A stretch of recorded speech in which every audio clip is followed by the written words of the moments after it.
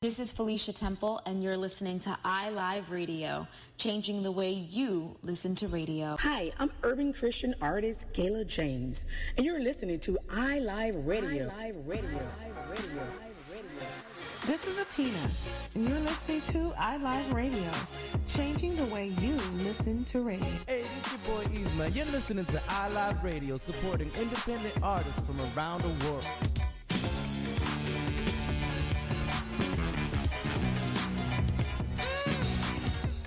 Ready for Rhapsody? We're the #1 hip-hop show in the T-Dot, airing every Monday from 8 p.m. till 10 p.m. on iLiveRadio.com with your host Amber, alongside DJ Shortcut, Chino, Dean, and Caesar Swift on the ones and twos, representing the culture, the lifestyle, the music, and the DJs. Hey, peace and blessings. This is Lucia D inviting you to join me each and every Sunday from 7 to 9 p.m. for Honey Drop here on iLive Radio. Journey with me each week as I spin the latest international sounds in new soul, R&B, hip-hop, and a little taste of everything in between. Every show features independent producers from across the globe in the beats beneath, and the 10 sweetest vibes of the week smooth out the night in the 10 Drop. Honey Drop, each and every Sunday from 7 to 9 p.m. Eastern Time, here on iLive Radio, serving up audible treats like honey, always with a heavy beat drop.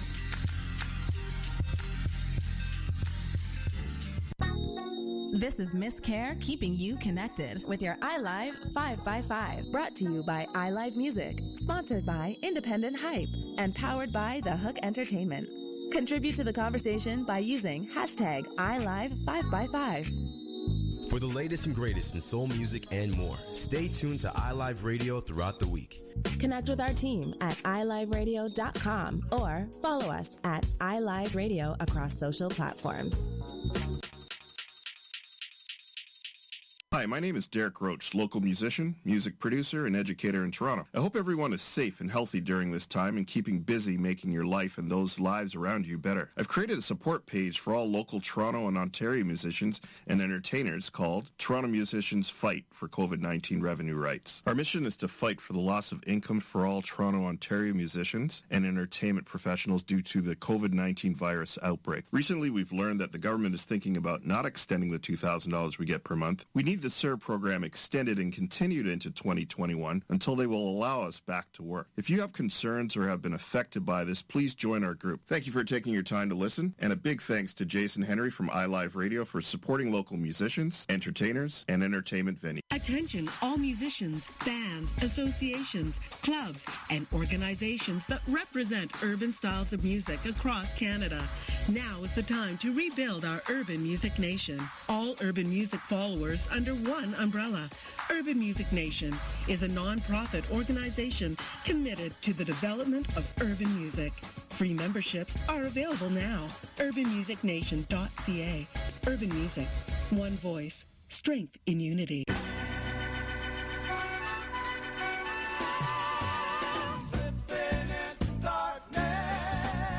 Ray Hendricks, Slipping into Darkness on iLive Radio. It is my pleasure to welcome you each and every Wednesday between 9 p.m. and 11 p.m. to Slipping into Darkness, my selection of sublime jazz and conversations with very special guests. Tune in each and every Wednesday between 9 p.m. and 11 p.m.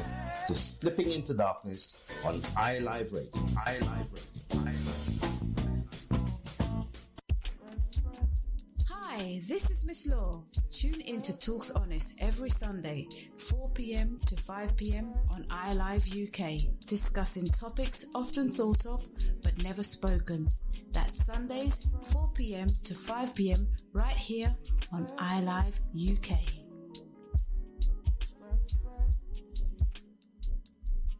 You're listening to iLive Radio, changing the way you listen to radio. iLive Radio.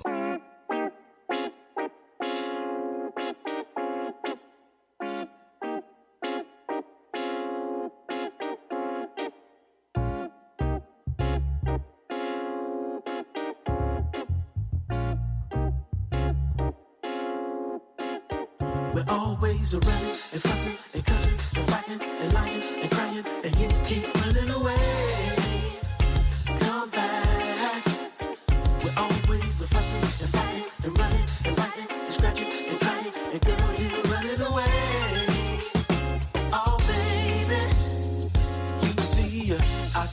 recall when your feelings turned, but you fell out of love with me. If we can't turn back to the place we were, why won't you let me be? Oh, you say that my love's like being caught in a trap, but the actual fact is you getting over like a fat rat. You call me a fool and say I overreact, but the way I see it is you getting over like a fat rat. We keep on running and fussing and cussing and fighting and lying and crying, and you keep running away. Come back. You're always a fussing and fighting and running and biting and scratching and crying, and you keep running away. Oh, baby.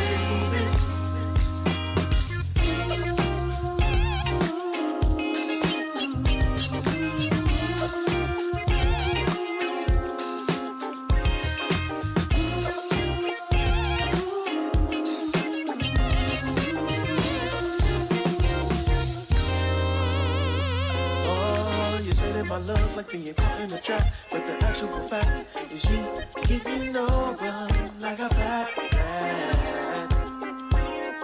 You call me a fool and say I overreact, but the way I see it is you getting over like a fat rat. We keep on running and fussing and cussing and fighting and lying and crying, and you keep running away. Come back. You're always a fussing and fighting and running and biting and scratching and crying, and you keep running away. Oh, baby. Good afternoon, good evening, good morning, wherever you are in the world. You're tuned into Soul Expressions.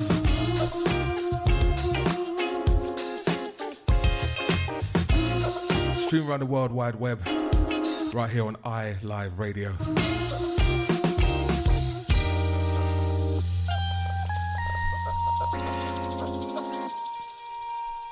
Today's our call-in show. We have a special guest inside the studio, hasn't been there for a while, Mr. Patrick Morris. Special guest? All right, sorry. You're not a special guest. It's been a minute. Yeah, it's like a sighting of a Yeti having you in here. Wow. As you can see, we are maintaining social distance. All right, I've got a 7-foot wingspan. I can't touch him right now, so he's good. 7 foot? Yeah, that's what they said. If you had that, you'd be good at ball, man. Yeah, well, I was good at ball. Stop it. Anyway, so today's a very special show. We're going to do a call-in special today in and around the conversations around, you know, the impending sale of G98.7 and the viability of having a commercial black radio station or even commercial black media company in Canada. All right, so we had that first. Let's play some music first. If you want to join in on the conversation, you can join us on the live stream. If you're on the Facebook Live, you'll be able to click on the link that is pinned to the top. It'll be your camera, or you can just have audio. You can join the conversation with us. If not, you can also call us on the studio number, because we have a studio number now. You know that? Yeah. Yeah? It's been a minute. No, it's only been about 3 weeks, but that's neither here nor there. It's changed since the last time you had it. Yeah. So the studio number is 647-694-5134. So we'll be talking about a number of things. We're going to be talking about, one, what happened with G98.7, yeah, and why we got to this particular point. We'll also be talking about just the overall viability of black music and black radio in Toronto, considering that we make up, what, 9% of the population? Yeah. Something like that, 9.1% of the population in the GTA. It's unusual that we don't have more than one commercial black radio station in a city as diverse as we've got right now. Commercial black? Yeah, commercial black radio station. Not urban? Not urban, commercial black. When I say commercial black, I mean black owned, not black music played. I hear what you're saying. All right. You know, there's going to be people are going to be out there that are going to be like, well, you know, urban music is black music, so... we're not going to get into the urban versus black music thing. We may get into it a bit later on, but it depends who joins our call. Anyway, in the meantime, between time, don't forget to join us right here on iLive Radio, and if you really want to get involved in the conversation, and it's going to be a very, hopefully, uplifting conversation by the end of it. If you're not interested, because, you know, we are not the people to be talking about it, which I don't understand why we shouldn't be, because we do own a successful black media company, which has a radio station attached to it. You know, I don't know who's going to have the conversation. I'm sure if it's someone that's more recognised in the community, more people will be jumping on to hear what we've got to say. You really got to go there, bro? I'm really going to go there. Anyway, let's give you some music.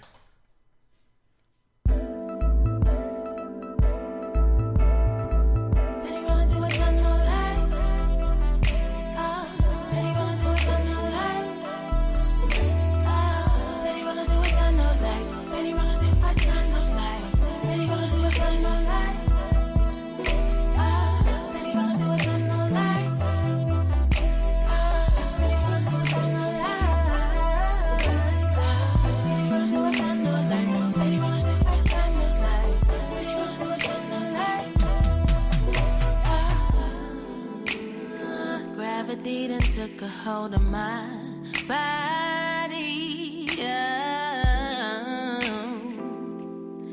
I no longer have control of me. I'm falling, falling, falling.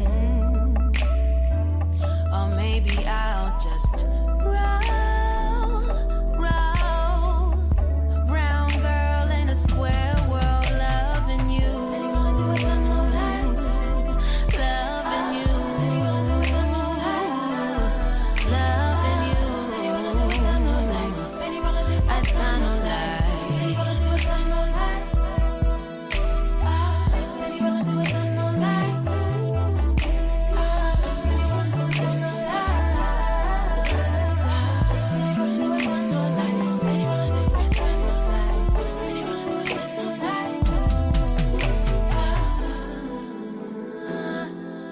Maybe you don't feel the same way I do. Maybe you don't love me, but I sure love you.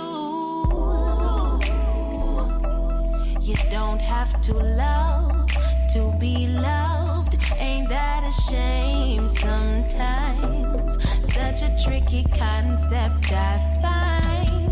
Loving you.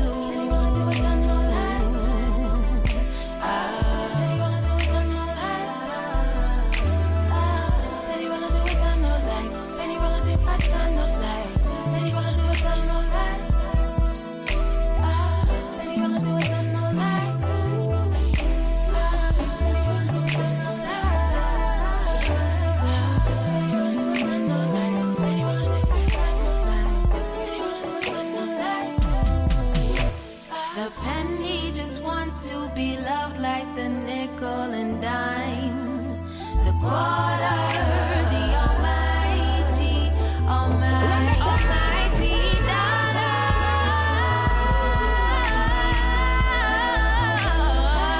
Sounds of Shy Wisdom. One of the finest vocalists. Coming out of Toronto, Canada.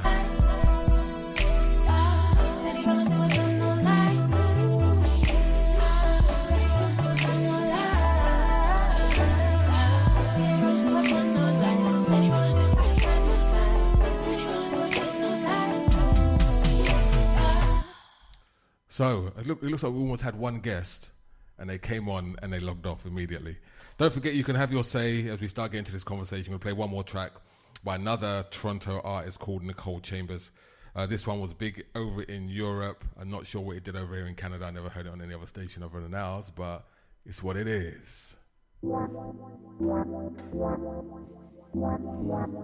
Hailing out of Brampton, track entitled Committed For.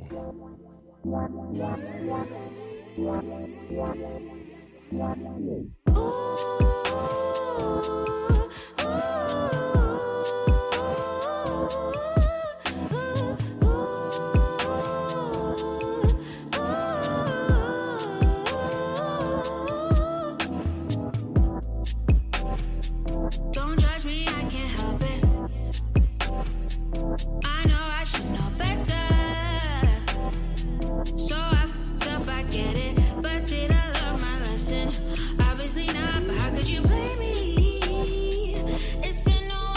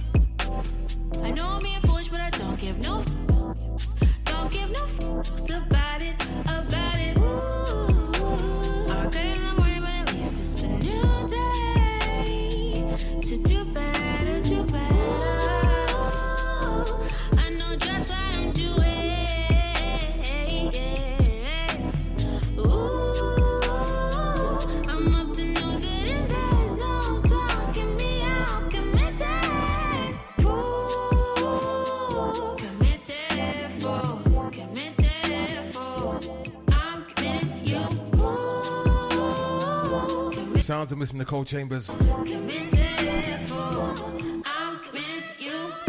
Hailing out of Brampton, Ontario.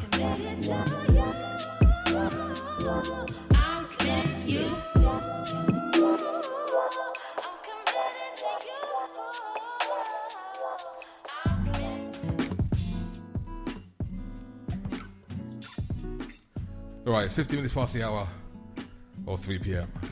Let's start the conversation. Sure. If you want to join in with some comments inside of the chat room, that would be great. If you want to join the call, you can join us by a video by clicking the link at the top. That's pinned comment. Click on that. You can join us inside the Restream live studio, or you can call us on directly, which is, let me bring it up again. I should know this off by heart. 647-694-5134. All right, Patrick, I want to kind of take this back to before G98.7 even started. I want to take it back to the days of Flow 93.5.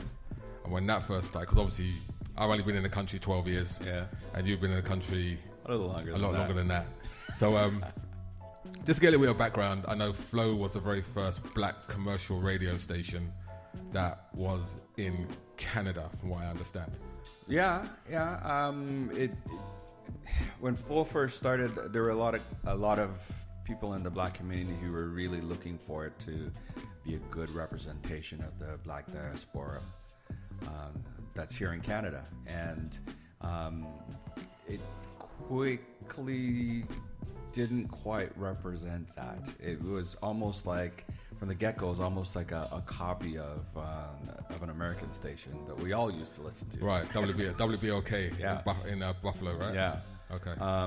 But for most young, most black folks, we listen to community radio stations. Right. 89.5, 88.1, 105.5. That's what we listen to, because that's where we could go and kind of hear the music that more represented us. Right. When Flow came along, like I said, a lot of folks were excited and believing that, we finally would be able to get some of that representation for us. And at first it kind of looked like it was going that way. And then it didn't. Yeah. Well, like all radio, and I mean, I've been in radio for many, many years over in the UK. It's about commercial viability, right? It's like how much advertising dollars can I get to help run this station? Yeah, it's all about the money. It's about the money, and that's the really hard part about radio. Even back then, when radio was the format to listen to stuff before the internet came around, it was really about balancing your programming so that you can get enough of what the people wanted to hear, alongside what attracts advertisers. Yeah. Which is always a challenge when you're trying to balance out programming. It is, and I think that there is another conversation that a lot of people also had about whether or not it was going to be viable from an advertising standpoint, where they didn't feel like something that was going to be catering to the black community would get that broader advertising appeal. Right. And then some people were saying, no, it would. Right. and to be honest, it's survived for a number of years. Yeah. I know when I used to come to Canada back in the early 2000s, it was like I used to listen to starting from scratch. Yeah. Do his mix. I was like amazed by what this kid was doing. Like 2004, 2005. Yeah. When I visited, I was like, I'll go back to England and say, Jesus Christ, there's this DJ called Starting from Scratch or something like that. Like shit, this cat can really play. And I was really impressed by the sheer fact that, you know, coming from England, because we think we're the center of the whole universe, you know, as always, you know, that I would hear that here in Canada. So I was quite excited coming back and listening to Flow and listening to the DJs. And then the unexpected happened. Yeah. Which is Denim decided to sell Flow to Chum. Yeah. Yeah. And there was assurances that nothing's going to change. It's going to be the same, just changing ownership, and then subsequently, bam, everyone got let go. Yeah. Yeah, which is not uncommon. I mean, in the UK, we had a very similar situation happen with a radio station I used to be on called Choice FM, which was a community radio station and became the community radio station post the pirate radio era for everybody, right? So that's what broke all the R&B, the soul. They became a big entity, even though there was a community radio station based in South London initially. But, you know, they had something called digital licenses, which they bought early when no one thought digital licenses would do anything. And then DAB came around, and then the big boys came hunting for these digital licenses. And, you know, this little station in South London held them. Yeah. Smartly, though, Patrick Berry, the guy that owned it, what he said was, if you purchase a station, you're not allowed to change the format for 5 years. Yeah.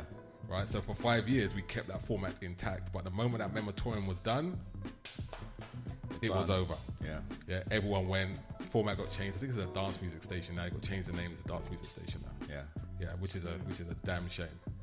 But you know, it's something similar happened over in the UK as well. It's like it's nothing new. But you know, so we got past the Flow area. People got fired. Mark and Jen's gone. Yeah. All the morning shows have gone. And then we have a beacon of hope, which is G98.7. Yeah.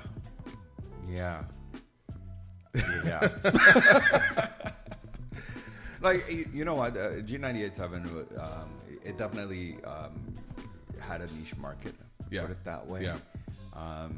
The older, more so Caribbean audience, I think, is what they really kind of went after. When you listen to their newscasts, when you listen to a lot of their presenters, you know, I know I'm turning oldish soon, but you know, I struggled a little bit with it, and I still do to some degree, because I feel like its representation is kind of limited. Right. And I don't really want this discussion to be about G explicitly. No, I understand. For people that don't understand the background of what's happening, especially from overseas, what's happening with G98.7. So I think that, you know, I was there at the launch at G98.7. I was actually there with Peter Platinum Phillips, who was one of the original presenters on G98.7. I know when I first came to Canada, I met him. He said, you know, I've applied to this radio station, and you know, it's going to be the first black commercial radio station after Flow's gone. This is the next great hope for us in terms of ownership of black commercial radio, and it all looked great. Like, I went to the launch, and you know, they had the presenters up there, and you know, it was interesting because I remember being at that launch, and I have no idea who these people are, really. I knew a couple of people. I knew Bree, and I knew, you know, Peter, of course. But I had no clue about when they brought people up. They had no relevance to me, but there was a sense of disappointment for some people inside the audience in terms of what they thought the diversity would be. Yeah. Because they did put a lot of applications in for DJs to come and join the station. I remember I helped Gene King put an application in, and he didn't get it. And he was disappointed. Like, you know, Gene King's a house music guy, and it was like not even a response back. So I think from that first interaction I had with them, and just seeing the people that was on stage, the Mark and Jens, the Specs, etc., you kind of saw where it was going to go. It was a traditional, I guess, considered to be the stereotypical black radio station. Which was, to me, being in radio for so long, I think was a missed opportunity from a diversity perspective. Agreed. I think maybe that's kind of the very early stages of me thinking that maybe it's not gonna be quite successful, but I didn't know what the parameters were when it came to commercial radio in Canada. Yeah, well, I guess that's the thing for me is I never actually really took a look at what their mandate was in terms of what it was that they needed to sort of, I guess, deliver in a certain way. I think for most people, they thinking, this is going to represent the Black diaspora. Right. Whether it be Africa, the Caribbean, Canadian, like American, like pretty much everything that makes up all the Black immigrants that come to the city of Toronto, live in Canada. And that's what I struggled with. Right. Right. But at the end of the day, though, viability is viability, right? Yeah. I mean, you have to be able to crunch the numbers at the end of the day. Yeah. Right. And I'm sure that crunching the numbers, it looks good, right? Like it looks good on paper. And they had their challenges. They had challenges with the CBC increasing the aerial power in the East End. Yeah. Where I think we did some calculations, and it was like 45.5% of their potential listenership lives in a place where they don't get picked up. Yeah. Right. Which obviously going to impact their ability to get advertising. And then of the pieces that they could capture, I think someone said they will go around about 175, 180,000 listeners a day, which is pretty healthy for a radio station. Yeah. But still, there appeared to be a number of things going on in the background with the station itself. Yeah. That kind of led to the position it's in right now. So right now, as it stands, G987 is in insolvency. It's in receivership right now.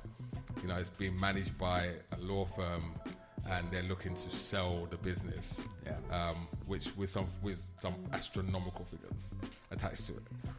Yeah, the numbers don't seem to add up. But then again, it's about the spectrum, right? Yeah. Yeah. It's more about the spectrum than revenues generated. Right. Would appear. Right.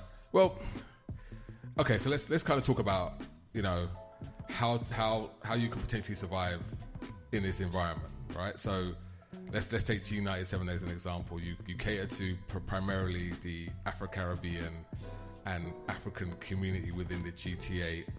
It appears to be a certain range. Yeah. We do know that their advertising dollar revenue, or their revenue dropped significantly since COVID, which kind of indicates that a lot of their revenue came through events. Yeah. Right. And I know this for a fact because we've used G987 for our events. We've done 2 soul festivals. And shouts out to Jomo from G987. Always been a massive support of what we do. Yeah. We're always kind of like trying to sort us out with good deals on advertising. We'll push it. We'll give away tickets and get the artists we bring over. Yeah. Interviewed on the Mark and Jen show, right? Always lots of love. Always lots of love from G98 for that. So, I commend them for that. But on the flip side, there's obviously some challenges in terms of, being so tied to that type of revenue. Yeah. I mean, from your perspective, being a member of, being Canadian citizen and being a black Canadian, which I'm not, what do you think... Where do you think their revenue opportunities may have been that they potentially missed outside of the events piece as a black community? Well, the events piece is obviously huge, but then if you're so heavily focused on that, you do miss a whole lot of other opportunities. Whether you listen to Chum FM or you listen to any of the other. I don't even know if we're allowed to even mention all these other radio stations on there. Okay. But when you listen to a lot of these other stuff, they do have events, but most of their advertisement is not just focused on the events. They're focused on places to go in the city, focused on different restaurants. They're focused on things that are broader than just one niche market. And I think that there's... Because they were so, I think for me, my perception is because they're focused on such a niche market, then they kind of went after advertisers that was going to sort of fit that. Wherein the black diaspora within Toronto is very diverse. You have black folks who go to museums. There's a lot of events that happen in museums. There's a lot of new showcases that happen there that you don't really hear about a lot of that stuff on those stations. Pretty much anything that is outside of the typical quote-unquote black community stuff. I think that because there's more than just black people who listen to the station. And so I think there's a huge opportunity to sort of reach out to, and maybe it's a chicken and egg scenario. Maybe those advertisers kind of look at the black radio station as, serving the black community, and that the perception might be that black folks don't do those kind of things. Aside from MLK Weekend at Blue Mountain or something like that, you don't really hear anything about Blue Mountain on that station. You know what I mean? Right. So, but yet, we know for a fact that black people go those places, right? Right. But I mean, there's the idealistic way of looking at it, meaning that there is other avenues to advertise in. Yeah. But you're right, it is very much a chicken and egg scenario, and it's where you kind of supplant your station and the external view of what your station looks like to potential advertisers, right? I think that's where the conundrum comes in. The signal issue was an issue. Yeah. Right? Oh, it's a big issue. It's a massive issue, right? If I was a potential advertiser looking to get a wider audience, I wouldn't look at G98.7 to capture that audience, because I know anything west of the 404, I'm pretty much good. Anything east of Kennedy, you're struggling. I'm struggling. I'm struggling to pick up. Which is something I don't fully understand why that was not really that wasn't really kind of pushed with the CRTC in regards to, because I understand where the conflict comes in, because CBC uses the same frequency out in Peterborough. In Peterborough. I understand that, in Peterborough. So, if you're in Scarborough and you're getting interference from that, I don't understand why there wasn't really a... there was some talk about, CBC increasing their signal strength so it goes over the top, because they didn't want G98.7 in that spot in the first place. There's lots of talk about that, right? But there was an opportunity for G98.7 to move. Yeah. That I didn't know. Yeah, they had the opportunity to move the frequency, and they applied for the move, I believe, when 88.1 came up. There was a lot of scandal around CKLN, and they went off the air for more than 12 hours and all that kind of stuff. There's lots of toing and froing, right, with that. But 88.1, from what I understand, has always been traditionally a black frequency. Not really. Really? CKLM wasn't really a black frequency? This is what I hear. This is what you hear. I know. But the thing is, that's where, if you're, black in the 90s, early 2000s, that's where you went and you listened to your music. Right. But they had a very broad range of styles of music that they played. Right. You might go there and you will hear some electronic rock show. Right. So there was university radio. Yeah. You get that broad range. But 105.5, you go and get your reggae.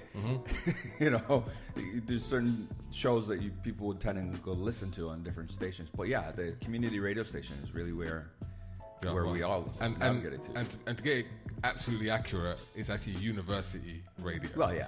Not community radio. It's not quite the same. Understood. Right. Okay. We all call that community station. I know. So I understand it actually went after that frequency when it was opened up. Yeah. And a few people applied for it, and then some snotty-nosed kids from Liberty Village got the frequency after having run the internet station for like 6 months. Gotcha. But they were the children of Bell executives. Gotcha. And hence, Indie 88.1 was born. Right. So that was done. So it put a bit of a disadvantage. Yeah. From the get-go. Yeah. There was no real advantage or support really. One, to shackle the CBC and tell it to drop its aerial power, which it didn't have before, but all of a sudden it's bleeding over.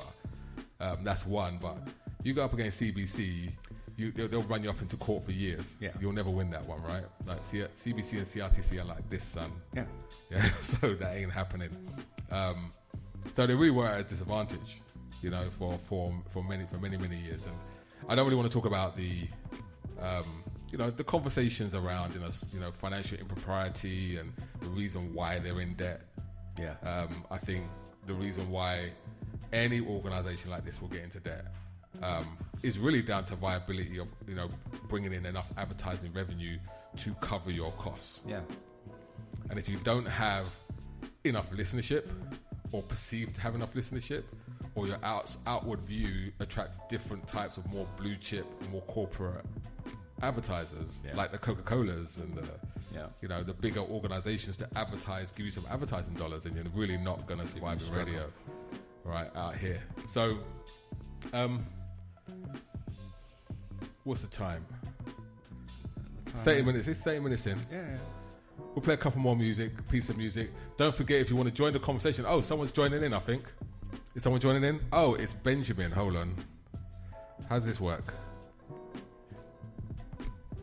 Hold on, Benny. Let's see. I don't even know how this works. All right. So, add to the stream. Here we go. Oh, there you go. What's up, Benjamin? What's going on, man? I'm good. All right, Mr. Benjamin DeGraff, how you doing, brother? I'm good. This looks good, man. The video, you got your guest in here. This looks really proper. I'm just listening to the conversation, and yeah, I don't know if I'm supposed to talk or if you want to ask me a question. Well, yeah, I'm assuming you've got a drift of the conversation so far. So we're kind of talking about G987, and you know, we're kind of talking about the why right now and how it got here. And like I said, you've been in the, obviously, you both are Canadians. I'm not Canadian, so I can't really answer to it. So from your perspective, why do you think G is where it is right now? Yeah, I mean, I've chatted with some other people who've been in the industry a little bit about this, like, well, I mean, where G is at and how things have gotten to where they are. And I think you did hit the nail on the head a little bit in terms of the ad spend, attracting some of the paid sponsorship that's required in order to make the station more viable financially.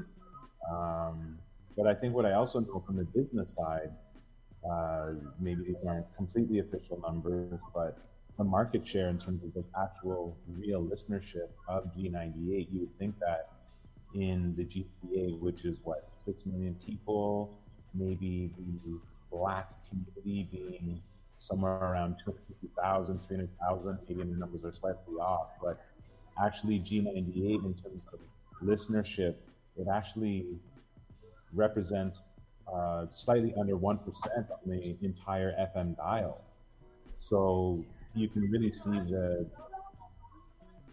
disproportion, I guess, in terms of the amount of people who live in the GTA compared to how it actually comes down to actually who's listening. So when it comes to, like you said, attracting advertising dollars, corporate sponsors, or, I mean, I think the opportunity to increase the listenership is there, but how it's translating on the dial with the weak signal strength is actually less than 1%, which is pretty dismal considering that it's deemed to be one of maybe all of Canada, or even for the GTA, one of the more preeminent Black-owned or Black-focused radio station, right? Yeah. So it's from the numbers that way in terms of listenership, and then the ad spend, I think maybe it's a miracle that it's actually lasted as long as it has, considering what's been going on. But I think it is a bit disappointing because, as your guest mentioned, CKLN, Live, some of these community or college radio stations, back in the day, that was the only way in which you would be able to hear urban music or mixed shows that cater to the Black listenership, Black diaspora, and hearing those world sounds, hip hop, R&B, reggae, what have you. And G seemed to present a bit more of a consistent, giving us a bit more of a consistent platform to showcase those sounds. And so it appears to be a little bit up in the air in terms of, like, you know, where do we go next? What will happen next, right? To have a station on the dial that consistently caters to the various segments of the Black diaspora. I'm a little bit uncertain as to who will fill that gap, right? Yeah. I mean, I think for myself, obviously being the outsider, that's gonna be their biggest challenge. Even, you know, there is a push to ensure, and I know Bree Clark is pushing for for whoever buys it has to be black ownership. But how do you make it work? I mean, I've seen some numbers myself, and their yearly revenue was less than $1 million a year. Yeah. Right. Mm-hmm. But right now you're sitting on $600,000 worth of debt. Right. So, and creditors. Yeah. Right. So, to me, that viability was gone. Right. Even if you strip that station down, as much as you could, which they did. You can see over the years they got rid of presenters, they make the shows longer, they tried to reduce their operational expenses. Mm-hmm. But even with that in place, certain people want to maintain a certain lifestyle. Certain people want to get paid. It's what they do. It's going to be and to myself, just listening from the outside and knowing what black radio was to me, coming here, it appeared to be very narrow in scope. Yeah. You understand? I think that was one of the issues with the station as well, that maybe for some people it had a little bit more of a dated theme or vibe. I understand that part of their mandate was to be talk show orientated. So right. I think that maybe generation-wise that the Sunday format was appealing to some people, but maybe to people maybe in their 30s and 40s or younger, like it's kind of missing the boat in terms of the content and the appeal, right? So I know we went through this a little bit with G, or not quite G, with Flow, where it started out with black programming, and then the idea is that other entities took it over, and people were like, no, keep it black content, keep it black programming. I mean, if another station comes in there, I don't see that maybe being the case, right?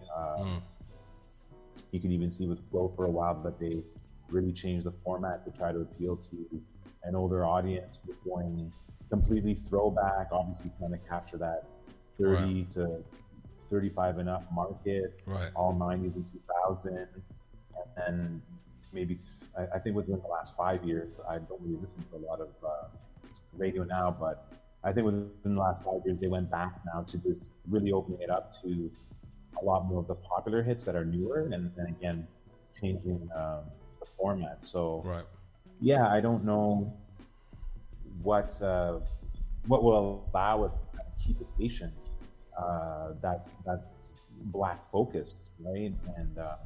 And keep it there. So 10 years, it was obviously a good run, and judging by your numbers, it's again, like it's kind of a miracle maybe that you made it this far. But it's disappointing, because you want to be able to switch on a dial somewhere and hear conversations and hear music that reflects who you are, or the programming is catered a little bit more towards things of interest to you, right? From a Torontonian perspective, from a West Indian perspective, from a black perspective.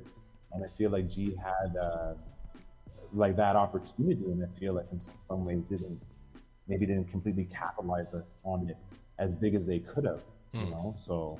No, that I agree with. I mean, from my perspective, I mean, they were hamstrung with a world music license, but a world music license has 33 categories in it. It's huge. Yeah, so you have opportunity there to, to capitalize on something. Like I look at it this way. I grew up in the 80s with black pirate radio in the UK, but let's be straight. Like, black music was pop music in England, right? And the radio stations in the UK that were most popular were the pirates. Yeah. And most of those pirates weren't owned by black people, they were owned by white guys. Yeah. Right? But black music was prevalent, and everybody listened to black music. It didn't matter who it was, right? And that power generated itself into commercial radio and changed the whole face of commercial radio in the late 80s, early 90s, where a lot of these guys moved across and became really popular. The Tim Westwoods, the Giles Petersons, the David Rodigans, like all of that, right? And some black ones as well. Like, but the music was different. I think when I look at G, yes, we have a strong Caribbean connected population, right? People go back all the time, and it's great for carnival time, and it's great for stuff that happens down in Carnival and Grenada and Trinidad and Jamaica, etc. But in terms of advertising, getting Volkswagen to come in and say, we're going to give you a bunch of money, like, nah, we're not. Yeah. But I think there's a missed opportunity on two sides. One is obviously black folks of all different financial status are consumers. That's one thing. And so, whether it's Volkswagen, or Ford or whoever, we do buy those things. But then I don't know, and if somebody from that worked for G, want to call in and let us know and help us out with this. But I don't know if they went after those type of advertisers to be able to go after them. I don't know if they actually did that, but I know any time that I did listen to the station, it was always pretty much the same type of commercials that I would hear. And I did the programming because it's focused so much on the Caribbean connection, it lost out on so much. Absolutely. And even the songs in rotation didn't quite reflect the full diaspora that it was that I was thinking that it would. Well, I mean, what do you mean by diaspora? It depends on what side of the fence you're sitting on, right? Well, that's true too. Because the black community is very diverse. Yeah. Right? And if you are going to be a, quote unquote a black station, I think it definitely a Sorry, man, you cut out. What did you say? Sorry, it was a bit of a lag there. I was going to say that I think there's definitely a bit of a missed opportunity in terms of the corporate sponsorship. And yeah, you're wondering, black people, the black diaspora, I think he's having a little bit of internet connection issues. Problems. Yeah. You gotta love Bell, man. But I hear his point. Yeah, there is a missed opportunity there. From being able to connect with the full breadth of the audience, and then be able to connect with the full breadth of advertisers. Yeah. But it's a hard thing, because at the end of the day, yeah, you got numbers you gotta play with, right? Indeed. So they say they're hearing some feedback on the call. So let me know if you're hearing feedback on the call. Maybe it's because we got somebody in. Let's see. Benjamin's back, I think. Yeah, hold on, I'm on the wrong damn computer. Yeah, you are. I've got about 4 computers here. All right, let's see. I gotta say, his COVID beard, I got rid of mine recently. But that COVID beard of yours is, you can get a haircut now, I cut my own. Hey, well, there you go. The beard looks bigger because I took them off the top. I know the feeling. I heard that. I guess if I can indulge you guys, I just want to make my last point before I head out to run out with my kids and stuff. But I was going to say that I think that as Black Canadians, West Indians, people clearly spend a lot of money. If you look at the presence of Caribana alone, with the influx of so many people coming in, we spend. But I think, it's a question maybe who's on the board of G, the people that are working sort of the front lines, the managers, whoever, who did they connect with, and some of the business acumen that's needed to kind of engage some of these other entities and partners. You wonder maybe who's doing the market research, or who was going after some of the bigger players. Just something off topic, but on topic. I used to work in community for an organization that was devoted to helping Black fathers, and prior to myself coming there, I'm not trying to toot my own horn at all, but some of the sponsorships that this organization would go after were really, in my mind, very low dangling fruit partnerships. And I think that it's easy to go after the Ritz Catering and Sunrise and shoe places and nightclub stuff. To me that's very low dangling fruit, but I think you have to really look to take it up a notch in terms of, if we're trying to attract this type of listener, or we know we have this listener from this demographic, what are the things that they're interested in doing? What are the products and things that they're consuming? What are the cars that people are driving? Why didn't they go to BMW, Mercedes-Benz? Why didn't they go to, like you said, Volkswagen, or other telecommunication companies, or Apple, or what have you? We're, as a Black community, we're people who consume all these products. So maybe they did and they got cut down, but I think, it can't be overstated. I think you have to go for those big corporate dollars and really make a case saying, hey, our community, we purchase these products. Here's the market research. Here are the stats. You guys need to give us some money, right? Because we have people that buy these products. So I don't know. When I listen to Jazz FM and these other stations, when they do a fundraiser, you hear people being, oh, this person $1,000, this person $500, this person $2,000. Right. Like, this money's coming like out the wazoo, right? So to me, it seems like, yeah, maybe they've zeroed in on who their target audience is, and as a result, they're pitching product, services, and commercials that align with the show's demographic. So I think to your comment earlier about the opportunity in terms of world music, yeah, maybe there should have been more jazz on the show to attract an older, more financially established demographic, right? They could have had so many other genres of music on the show. I mean, there's soca, but there's still chutney music. There's still so many different variations and subgenres of sound on the show that they could have potentially taken advantage of. Mm-hmm. And I think, yeah, the focus of the show became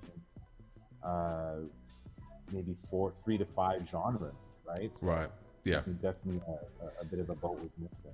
Absolutely. There's also, I cringe when I'd hear, the car commercials where bad credit, it's okay. Yeah.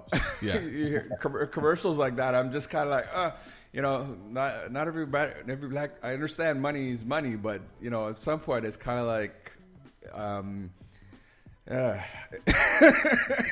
maybe it's a pet peeve of mine. Maybe it's a pet peeve of mine, but it to me it's kind of sets a tone. No, and it does. It does. I mean, if you have a heartbeat, you're approved. Yeah, like do you hear that in the 88.1? Yeah, or Jazz FM. Do you hear that on Jazz FM? Do you hear it on Flow 93.5? Bad credit? Like no. Like maybe that's where the money came from. You might hear it on Flow. You might hear it on Flow? You might hear it on Flow, but definitely not on Jazz FM. They just picked up the Breakfast Club. Yeah. So they know that they're going for the cash now. Yeah. They just picked up the breakfast. Well, that's a whole different conversation. So why we won't go down Canadian that road. station is hosting a US show, that is a different conversation. But in all reality, to me, I understand how close we are to the US, but the Canadian identity, or the Canadian black identity, clearly different. Is clearly different. We understand it, we recognize it, but we are distinct, and I find a lot of times we associate ourselves with Americans way more than we really need to. Yes, I would agree. I think I know for Flow they partnered with Hot 97. I believe, yeah, they did. Right? Well, no, it's not Hot 97. Is it Hot 97? I'm not no, sure. Breakfast Club's on something else. Hot 97. Yeah, Breakfast Club. I mean, yeah. I mean, it's. Yeah, it doesn't make any sense. Yeah, you replace your breakfast show with an American breakfast show. Yeah, and it is money. It is money at the end of the day. Like you get a percentage of that money that they get, you get as a station. I get it, but why can't you? We built a good breakfast show. You have Mark and Jen is a great breakfast show.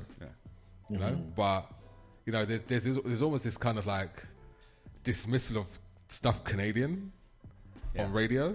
Or black radio, should I say, if it doesn't fall within a certain boundary. Yeah. Right? And when I say it falls within a certain boundary when it comes to commercial, no offense, the Drakes and the Weekend, etc. There's that lane. Yeah. Right? But they have all these other people that do all this great music outside of it who should be afforded the opportunity and not afforded the opportunity to be heard on radio of a certain type of genre. Yeah. Now, G did a really good job of supporting black reggae artists and black soca artists and black soca DJs and black African music. Absolutely. But, outside of the usual few, the Shy Wisdoms, the Ray Robinsons and the Carlos Morgans, the Nicole Chambers, the Black Orchids, the Slacker the Beat Child, none of them get played on black radio. Yeah. And outside of Canada, they're big. Huge. They're huge outside Canada. So that's a whole... another different conversation. Yeah, that's a whole different conversation. But thank you, sir. Thank you for joining. You got anything else you want to add on top? I mean, I obviously it's your show. I guess I'm curious to hear if anyone else in the studio was in sort of a position to run a show, maybe you're going to get to this. If you had the opportunity to do something over again, like a G, what do you think would be, from your years of experience, what do you think would be a good route that could have been taken? I mean, I know we've kind of danced around a variety of topics, but in terms of harnessing that economic opportunity, and I know you mentioned in our chat group some really innovative things that have happened. Maybe it was in UK, I believe it was. We were talking about like Radio Cafe and things of that nature. So I'd never really heard of that, but wondering what people's thoughts are if someone came to you and said, hey, we're going to give you 6 months to turn the station around. What might be some things that people would... Oh, we got a few ideas. No, I'll tell you right now, if I was going to turn the station around, the first thing I would do is flip it to a not-for-profit. Immediately. Turn it into a not-for-profit organization, because what that allows you to do is go for funding. Yeah. Right? So you can go for a Trillium fund, and Trillium will give you up to 80% of your operational expenses. Yes. Straight.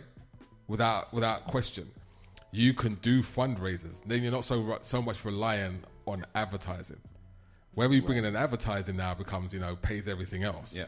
But the first thing I would do is flip it to a not-for-profit. Straight away. Okay. Straight away. And they've got the history. Yes, they do. To be able to capitalize on a lot of these grants and government programs that exist. Absolutely. They could run that whole station on government grant. Yeah. If they wanted to. Yeah. And at that point, it would be a lot easier if there was any kind of nervousness to really represent the diaspora. Yes, because then you can get linked into programs. Yeah. You could get linked to charities. You could throw events down at Nathan Phillips Square with no issues. You know what I'm saying? Because you're not-for-profit. It opens a lot of doors. It opens a lot of doors, right? The other piece I would do is I would diversify the programming, meaning I would keep the programming black music, not urban, black music. Yeah. But I would take advantage of the fact that a lot of people are into black music. Now, I know there's not just black people. Yeah. So, but it's true. It's not. It's true. It's true. Yeah. Right? So, like, I giving someone an example the other day of, have you ever heard of Kamasi Washington? Do you know who Kamasi Washington is? No, I don't. Right, okay. So Kamasi Washington is a US guy from the US, plays the saxophone, right? He's with Robert Glasper, those kind of guys, right? He's from that camp. Kamasi Washington's been to Toronto 3 times and sold out Danforth Music Hall 3 times straight within a day, right? But if you go to the show, maybe 10% black, 90% everybody else who are just into black music. Because those are the people that spend money. Those are the people that you can just tune into your station, right? And then you can push your figures up to a point where you say, look, this is demonstratably, this is a demographic we can go after that makes you more attractive to advertisers. Like, you can keep your core African Caribbean if you want to do so, daytime shows, but diversify in the evenings. Take the opportunity to diversify in the evenings. Yeah. That's what we used to do. Diversify in the evenings. There are so many black artists that come to Toronto that are sold out. We've been to concerts, and you can count the black folks in the room. There you go. And it's great black music. Like even Jazzy Jeff, the playlist. Yeah. He came. Colonel Hall, right? Yeah. We interviewed him. We went at the front. I looked around. I was like, what the hell? Like, iconic. Yeah. Iconic guy. Had some great black artists on there from Canada. Glenn Lewis was there. Yeah. You had Reverse, with my Capoletto and those guys.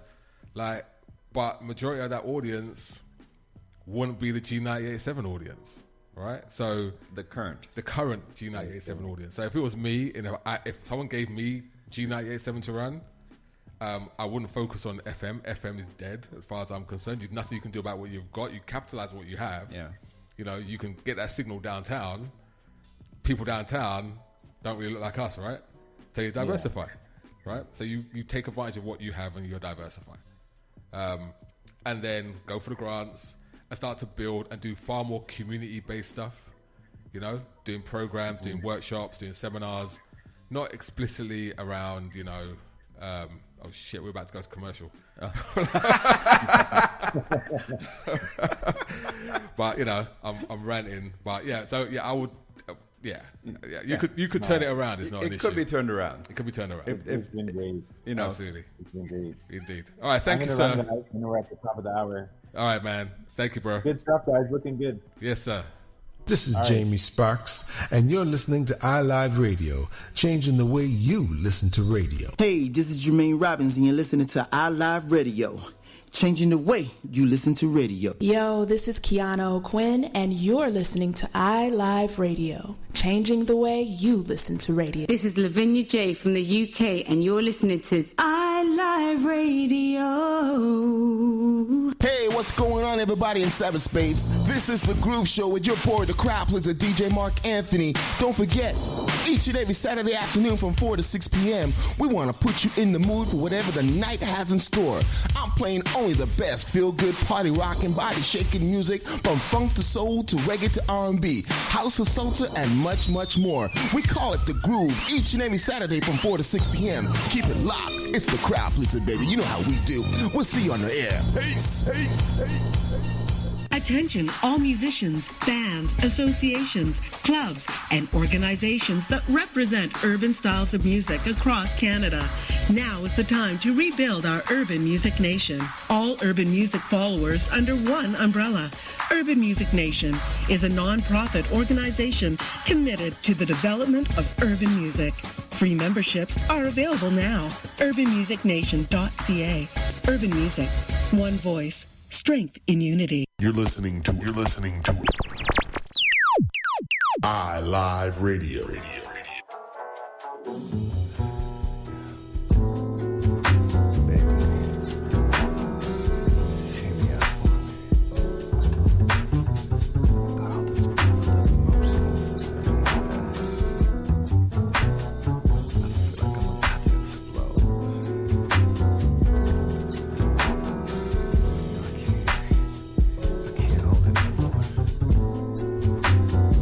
We're back on the other side.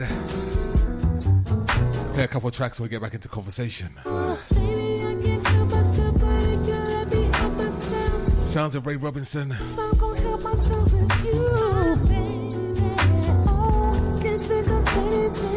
And always in the mood.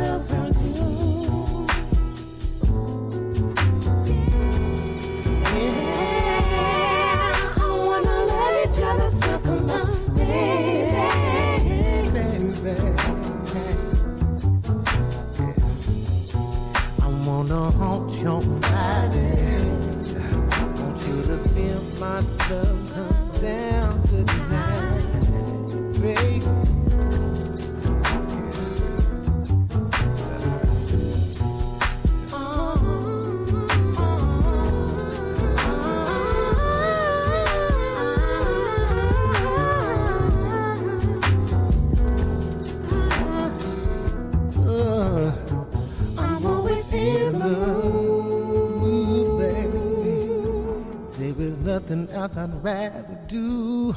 In the mood. I'm in the mood. Baby, I can't help myself around you. I'm always in the mood. Mm-hmm. There's nothing else I'd rather do. In the mood. Yeah, baby. Girl, I just can't help myself. Back by Big Joy, Big Joy, Big Joy.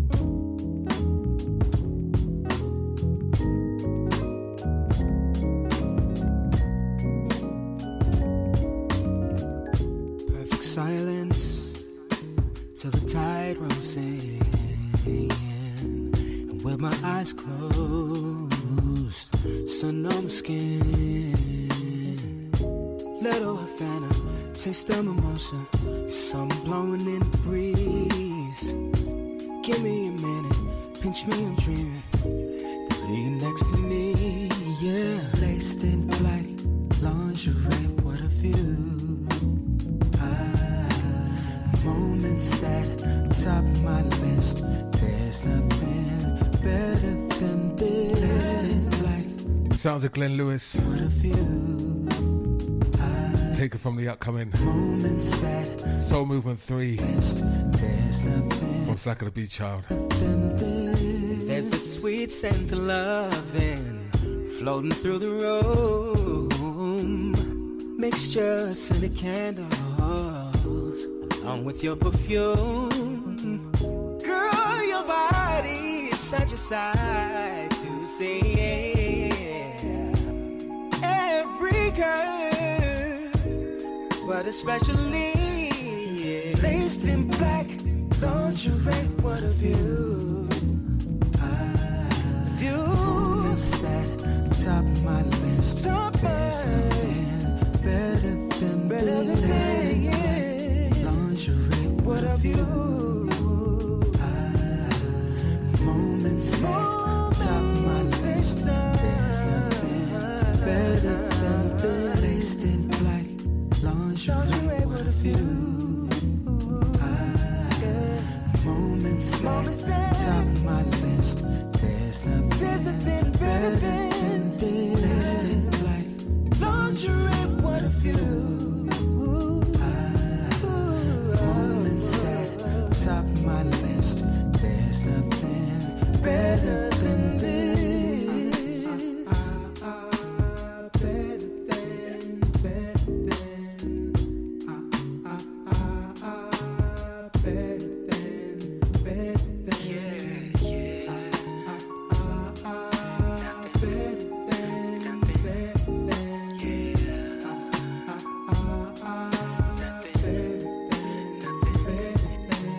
Laced in black lingerie, what a view.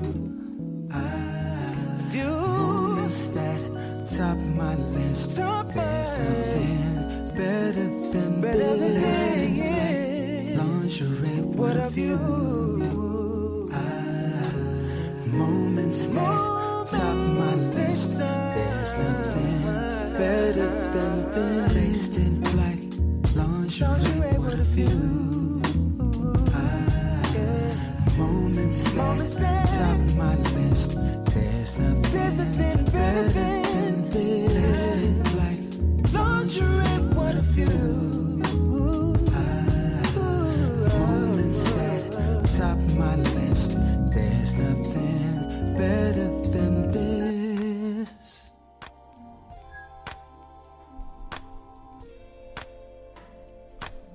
Okay.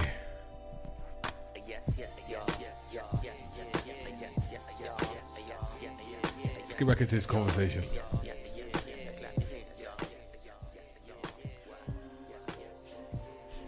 All right, so we're at so we've been on the old G987 thing. It's where it's at. It's where it's at. It's where it's at right now. You know, like you were saying before we took the break, there are a lot of there are some options that are out there for them. The question though is you know, they might just be looking to cash out at this point. Yeah, well, wouldn't you? I mean, I don't really want to focus on G987, but let's kind of have the last word on it. Like, yeah, you know, if I had the opportunity to sell my business for $5 million right now, and someone will take it off my hands, and a business that's in debt, you know, if you say for example they sell it for $6 million, yeah, right, you know, at a right now recorded 10% debt ratio, I'll take it. Yeah, I'll take it. I'd absolutely take it. Like, I'll take the money and run. But, you know, it's not about... But what's the bigger picture? It may not be the bigger picture for them.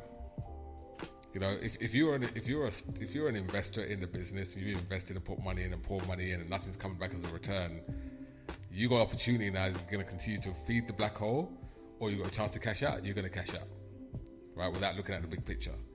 Yeah. Yeah. Like look at us, right? Yeah. Black hole. Right? Yeah. We don't have advertising revenue. We don't go into for after any of that. We just pour money in to keep the station running. What we're doing, right? To do what we're doing, right? So at some point you're gonna turn around and say, "All right, how do we cash out?" Right? You know, but you know, it's really about where you see yourself in terms of yourself and the culture. That's how I look at it. So let's kind of flip it around now. Kind of get away from G987. We hope and pray that, you know, black ownership and it stays a black station. For more than just 5 years. For more than just 5 years. Well, actually, it's 2011 it launched. No. I mean, whoever buys it. Oh, they, you know, right. Well, there's no stipulation. So it has to be a world music license broadcasting in that area, which means. So it'll be Cantonese. It can be Chinese. It could be Indian. It could be anybody that does a world music license that will be able to take over that station for that catchment area, which, you know, 6 of one, half dozen the other. I think, you know, there were a number of GoFundMes that were going around. Yeah. There was one GoFundMe for like $8 million. Like, no one knew who these people were, who they represented, or nothing. But it spawned a lively debate. Yeah. Right? It was obvious that if you actually read what was actually going on, a GoFundMe was pointless at this point because it's already gone into receivership. Yeah. So they're just looking to sell. Unless you were going to say, club that money together and go buy it. But what are you buying? Yeah. And do you know how to run a radio business? This is true. All right. So how do you make it, you know, succeed where the previous iteration did not? Yeah. Yeah. And you know, if I was the owner right now, and you know the wife, whatever, because Mr. G is no longer with us, or any of the minority shareholders, I'll be more in favour of bringing in a management team or a team to help restructure the station and flip it to, like I said, a not-for-profit, and then go after funding. Just do enough to get you through the next year. Yeah, I think you have to be a not-for-profit for at least 2 years. Get through the next 2 years, you know, and then go for not-for-profit status. Like go for funding. Yeah. Like, go for funding. Like, it's the only way you're going to survive non-commercially. Yeah.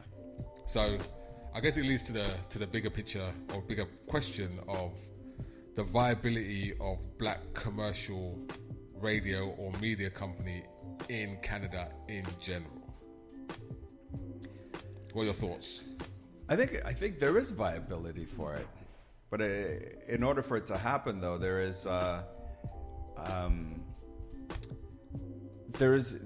certain mentality. I mean, I'll give you an example. I had when I was in my teens, I worked at various restaurants. Right. And I worked at a pretty popular West Indian spot on Eglinton, which that'll stay nameless. And why stay nameless? We're supposed to advertise black business. What's going on there?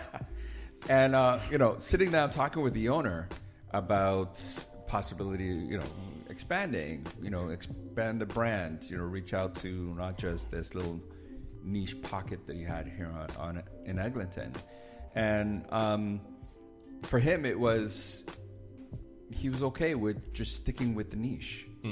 And when I saw the customer base that came in there, if he was only looking to survive off the black money, it wouldn't have worked. Right. And you can't focus on that in any business that you're doing in Toronto. Canada is a very diverse country, and so you have to think broader than that. And so I think one of the biggest ways really that media companies, black media companies in Toronto can survive is by expanding your customer base. It's not just black folk who buy Caribbean food. It's not just black folks who listen to soul music or R&B. It's like we know this. We go to soul shows and we see the audience. We see what it looks like. And so I think any business that is going to be focused only on saying that we're focusing just on the black community, you're going to struggle. Because when you look at the numbers are not necessarily there to keep you viable. And it's so spread out across the GTA that there's going to definitely be a challenge there. So for me, I think that's the number one thing is you have to expand your audience. You can't limit yourself. Right. I mean, I agree and I disagree. Yeah. One with six, one half dozen the other. That's why we work so well together. We don't always agree. Yeah, we don't always agree.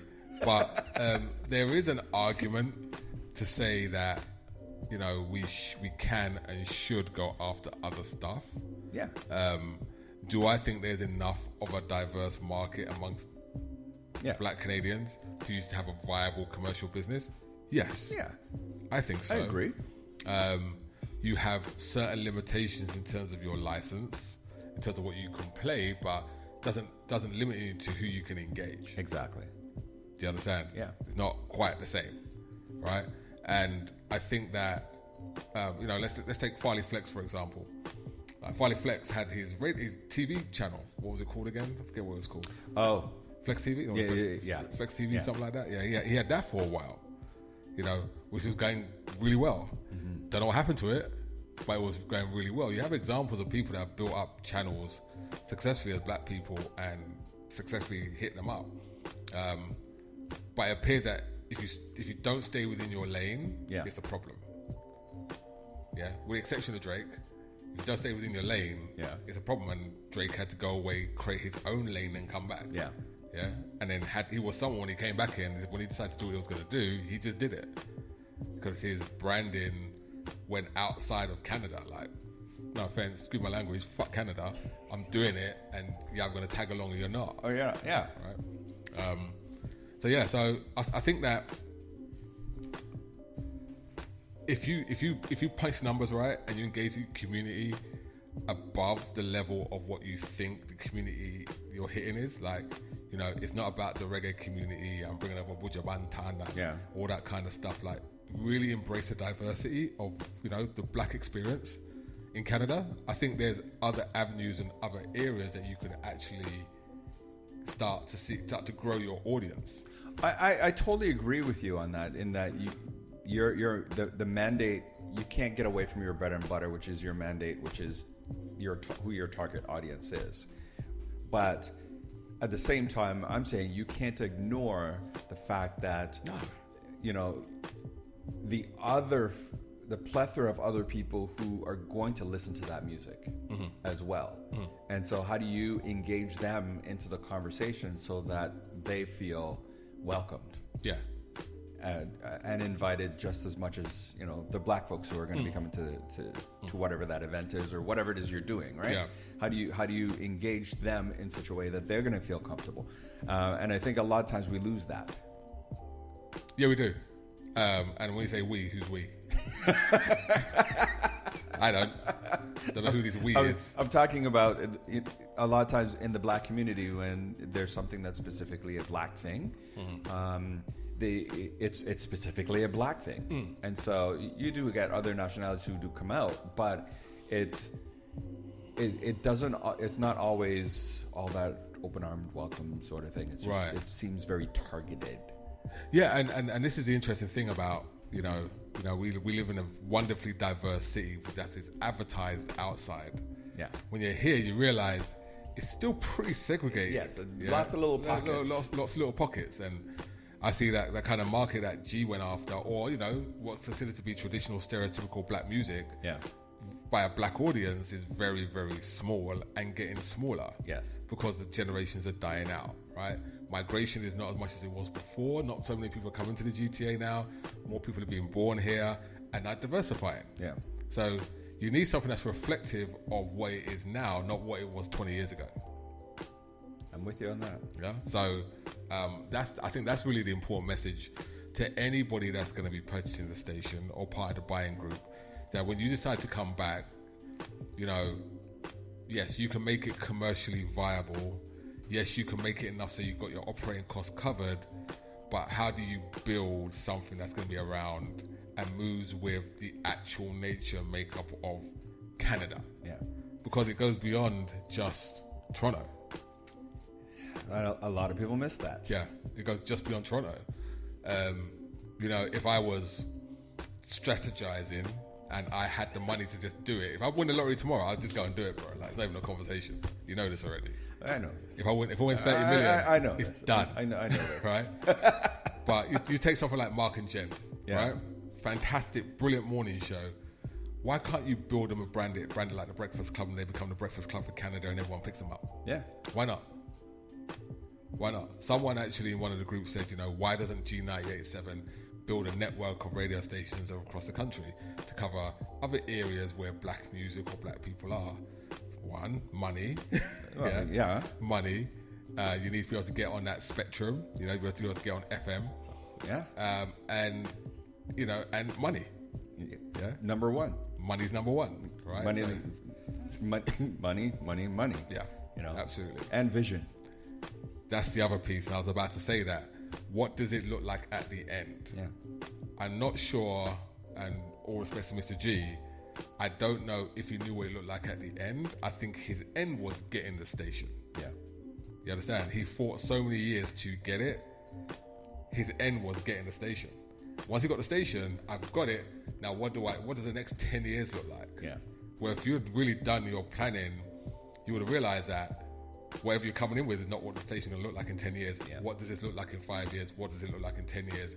How do I bring the talent to the station? How do I maintain it? How do I bring the dollars to the station to be able to keep building on what I've already started? The other piece of this as well is, you know, considering that most people are moving away from terrestrial, moving mostly, you know, towards online or podcasting, all this sort of stuff, to so much... The need for that community engagement piece is huge, and I think that gets lost a lot of times as well. Is whether it's connecting with you know, local colleges, university, the kids who are in those programs, you know, media programs, radio broadcasts, all that sort of stuff. Connecting with them and building that audience with building the younger generation as your audience, because. Let's be real here, you know. Some of us are getting older. Some of us are getting older, and what the younger folks are listening to is not necessarily what the older generation is listening to. However, there is a lot of crossover there that is not being, dare I say, exploited by the terrestrial stations right now, because again, you know, some of these concerts we've gone to, you look around the room, there's a lot of under 35-year-old people who are there who know who those artists are, who enjoy that music, but they don't hear that represented on the radio, right? And worse still, don't see the plethora of talent outside of the stereotypical pieces that you usually see that's out there, that's enjoying success. Yes. Yeah, but that's just a Toronto disease. Like, that's just a Canadian disease when it comes to black music. Like, there's nothing you can do about that. Like, you ignore it. Yeah. Until, you know, it becomes something outside, and then even you suddenly... some of the funding models. Yeah. Funding models. That's a whole nother... Yeah, funding models are the same thing. For artists, you know, you'll get funding as long as you've already... You don't need it. 250,000 people following you. Then why do I need you? Yeah. Right? When you don't need the funding, then you can get the funding for that particular art. You know, but, you know... I say a big component of it as well is, you know, aside from having your vision and the money, is ensuring that you've got roots that are deep in the community. Right. that you create that level of respect, that level of trust. The next generation can look at something to aspire towards, as opposed to, that's an old man thing. Yeah. Well, yeah. I mean, don't get me wrong. I think G made some strides towards that. I mean, Specs did some really good work around that. Kind of expanding that. Christopher Michaels with the new programming. So they've attracted some newer types of listeners. Maybe a little too late, but there's definitely a viability there. I just don't think there's enough dollars there for them to continue the way they're continuing. And it needs restructuring. It needs any black commercial radio station to survive in this industry when you have the dominant three. Yeah. That are supposed to, who want to choke you out and capture 99% of the advertising revenue, will not allow you to raise yourself above a certain level before they crush you underfoot. If they can't crush you underfoot, they'll buy you. Yeah. Yeah? They will buy you. That's what happened to Flow. They just bought them. Yeah? The music was starting to raise. Yeah. The profile was starting to raise. The dollars were starting to come. The viability, or all of a sudden it's like, all of a sudden, let's buy this because this music is what's going to dominate next. Let's get our foot in the door right now. How long are we going to allow people to come in and take what's ours? And I'm going to say this very controversially, when are black people going to keep their black money in the black community? So I say this. Okay. I say this because, from an advertising perspective of us to self-fund our own station, right? We have to have businesses and services that we go to raise them up and put money there, so that they can afford to advertise. And I totally understand. That. And I'm totally Don't with upset you. me right now. I'm totally with you on that. But but then it's, I'm not just going to give my money to any business, black or not, if I don't feel I'm getting that value. And a lot from we take a lot worse service from other communities and still throw our money there. I don't. Not you personally. This is what I'm saying. You don't have hair, right? So that's one section that you won't be impacted by, right? I'm just saying, right? I'm not. If okay, so how many do we have a black mobile cell phone service? A black mobile cell phone? No, It's all owned by the big three, man. I know that, but do we have our own, you got your, Fido and everybody else is backing on Bell's infrastructure anyway. Yeah. What's stopping someone from building their own, getting their own custom phones and building their own black money? Mobile? What? Why not? We'll go buy an Apple device in a minute. We'll buy Android devices come out of the Wahoozy. Yeah. There's one in the States. There's a few in the States where you've got black-owned businesses that have their own phone. They have their own phone. And their own phone and their own service. Really? Yes. Okay. Yeah, there is. Let's go do it. Go do what? Start our own black phone service? Yeah. Yeah, man, why not? What do you guys think?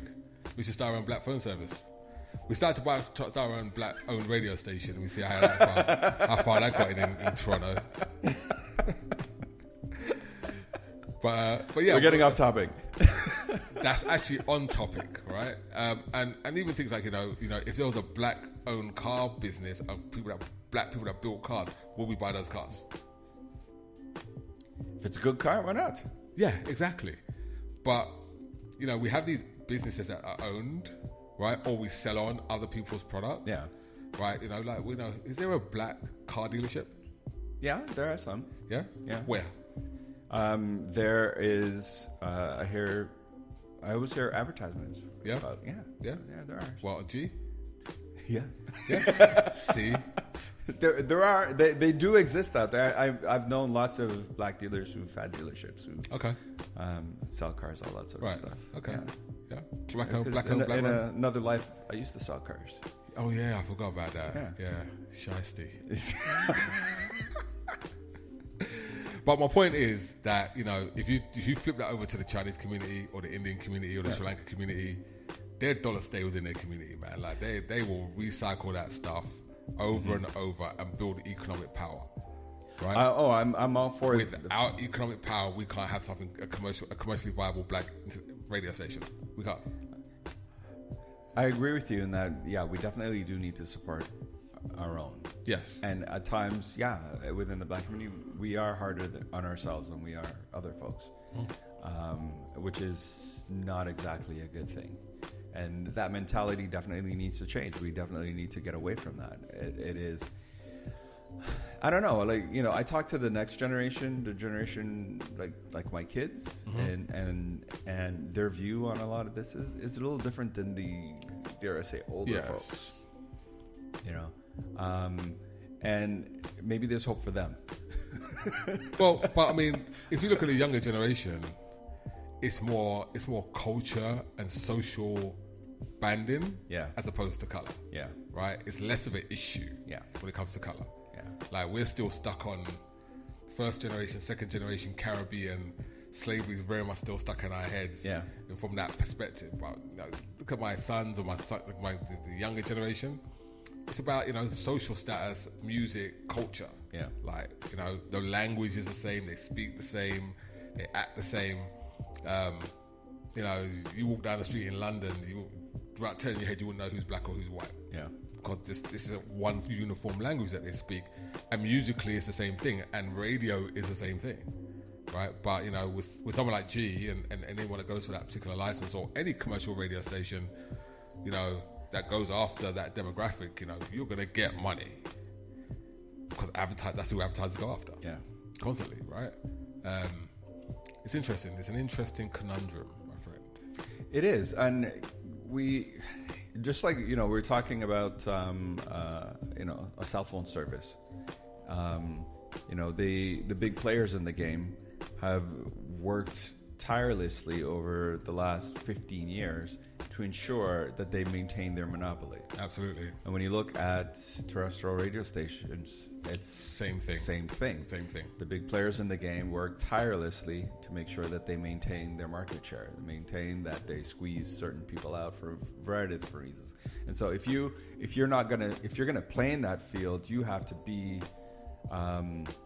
like fully above reproach in every aspect of things in order to really be able to survive and flourish in that arena, because the odds are stacked against you. You know? And we've talked about a bunch of the things that's happened to sort of made the playing field not that equal. Well, okay, so what would you see? Like so now we got like 25 minutes left. Yeah, we've got lots of time, man. All right, so we've got loads of time. No one else. Everyone's too bold to call up and say anything. You know, you got no balls to say anything. We can talk about, you know, what's next. What do we do? and that's what I was about to get to. Yeah. Right. So you now have this entity out there. Someone's going to buy it. Yeah. You have limitations in your FM broadcasting signal, which is FM's going to go away in the next 3 to 5 years anyway. Anyways. So, you need to build digitally. Yeah. Going forward. You have to take advantage of the digital technologies that are out there right now and brand yourself accordingly to make your reach go further. Yeah. Right? So, for someone like G or a station that takes over, their medium to long-term digital strategy is going to be the key for them to be able to, for their success. Because that's where your advertising money is going to start coming from. But for you to be able to do that, you have to align yourself accordingly to capture that audience. Yes. Right? So, you know, the problem with digital, I think G's going to have is because they're so narrow on the spectrum of what they play. Yes. From a diversity perspective, Yeah. you're not going to capture the audience that you need. They need to diversify. Agreed. Yeah. And, you know, I will say this, I don't care, nobody hears me, right? You know me, you know, I can run my mouth on my own business, right? It's okay, I play buffer. Yeah, I know. You know, I was in one of the groups and someone said that, you know, it'd be amazing if G went into the digital platform to be the very first successful black-owned, black-run, like, digital radio station. That's hurtful. Yes. And I looked at it, I was like, really? You didn't say what I think you wanted to say, did you? Boy, that thing almost came out my fingertips. Like, what the hell are you talking about? But to be clear to anyone that's listening, that iLive Radio is black owned, yes, and black run, yes, out of Toronto, yes, Etobicoke to be precise. Yeah, 5 years, and we have a second station in the UK. 5+ years. Yeah, 5+ years. Got a second station in the UK, so our brand has now gone across to Europe, and you gonna talk about it? Some other stuff's coming, right? And we deem that successful. Yeah, that's success. If you could build something from nothing to the point where you're 2 festivals in, 1 online festival in, bunch of concerts, live performances, workshops, engaging artists, a record label, and a second station over in Europe with other stuff coming. Like, to me, you don't recognize it as black success. Psst, to you. But as I said, and I kind of paraphrased that in this comment, I said, but I guess it's not what's done, it's who does it. Who does it? Yeah, this is true. It's not what's done, it's who's doing it. It's a good thing we're not doing what we're doing for that type of recognition. I don't really care. I know. I'm saying it's a good thing that we're not doing it for that. Yeah. Because if we were doing it for that, then we wouldn't be here. Yeah, that's very true. The reality is, iLive exists because good music exists, and there are people who love good music and good people. Yeah, and good people. Amazing people want to. Amazing volunteers. Amazing people who come in here on a weekly basis to do a whole lot of stuff that they could be doing, elsewhere. Yeah.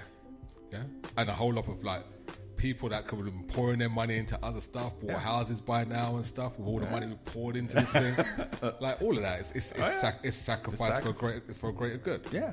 It's really about, and the audience that has supported us throughout this whole journey that we've been on. For Absolutely. 5+ years. We are the Borg. That's what happens. Speaking of which, I can't wait till things start opening up again for us to start, doing something live again. Yeah, we got some stuff. So right, we've got some stuff. Well, like I said, I mean, when it comes to, on a serious note, when it comes to the situation with G and whatever the future entity is going to look like, I really do hope that the petition that's gone in to make sure it remains a black station with black ownership, I will 100% support it because we need it. Yeah, we do. We lose it, it's done. Like, there's nowhere else to go. Yeah. Right? There's nowhere else to go for any of us. All the college radio stations are gone. Yeah. Well, but the interesting one is Vibe 105.5. Well, but the signals. Yeah, I know. Outside the signal issue, right? Outside the signal issue, that's the only other one that's really interesting to see what's going to happen because, if G does get taken down and they decide that, they're going to change format or the owners change format, etc. Country music station. That's the only... They can't do country music. That's the thing. It's got to be a world music station for that license. Yeah. And you're taking a license. Be some Australian country music or something. You can't do Australian country music. But you have to use a certain type of license and stuff like that. But Vibe 105.5, because now it's technically not part of the university, even though they're in the university, they are now actually a fully commercial radio station. Yeah. Apparently. Well, once again, but partially funded. Like, maybe that's the model to go. The only issue they're going to have is signal strength. Yes. Like, they need to increase their signal strength. So what I would encourage people to do, if you want to continue to, beat down the door of FM radio, as you do, which is an older technology, and let's be straight, you don't listen to it your house, you listen to it in your car. Yeah. And most of the time you listen to Spotify or your podcast or whatever in your car anyway, let's be real, right? But if you want to keep beating down the door of FM, go to Vibe 105.5. Yeah. Start putting your weight behind that. That's where Dr. J is. Yeah. Or either that, or you know what? Start writing. Like, seriously, it works. Start writing some letters to the CRTC. Yep. and make your voices be heard. Yeah, absolutely. Reach out to your local MP. Yeah, and start having that conversation if you want to make that change. Or better still, why don't you write a letter to the local Etobicoke MP and leverage us and say iLive Radio needs a community FM license for Western Ontario, Western Toronto. That's a good idea too. But FM is not too. It's the viability, my friend. Like FM is gone, but it's the perception that FM is actually legitimate. Yeah. Like, think about it this way: if data was free, this would be a redundant conversation. Data is becoming free. You got unlimited data now. Right. So when everyone starts to convert to unlimited data packages, you'll start seeing that landscape really start to shift. Yeah. Right. And once that landscape starts to shift, then we'll be under some kind of regulation because the CRTC is going to come in here like a bag of you all got to go. They tried it in the States already. Yeah, I know. Yeah? I know. And they're going to do it here at some point. But until then, go behind us. Let's go get a community radio license. Or why don't we start a pirate radio station? How about that? Okay, Jason. You want to play some more music for us? Yeah, man. Last 20 minutes. Thank you for joining us on our conversation. Thank you to Patrick Morris for joining us inside the studio. It feels good to be here back behind the mic again. Yeah, when are you coming back? It's been a minute. When are you coming back? We'll talk about that. Oh, are we actually going to talk about that? Yeah, we're going to talk about it. Is there actually a conversation on it? But yeah, let's let Corona, find its way out first. All right. Get out of my studio. All right. Last 20 minutes of the show. Don't forget, top of the hour, we have Lucia D right here with Honey Drop, followed by the RTC show, I think it's called now. Drama Go. Changed his name. I can't call him Drama Go, by the way. I've got to call him something else now. Super Drama. I don't know. Drama. Something like Drama. Right. Let's get some more music. Let's keep it Canadian. Let's move to sounds of Spec One.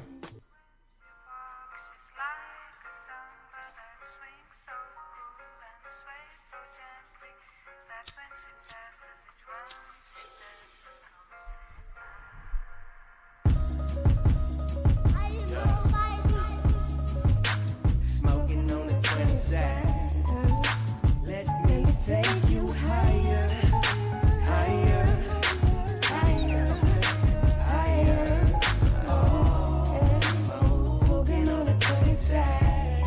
You're so fly, I might just let you steal my lighter.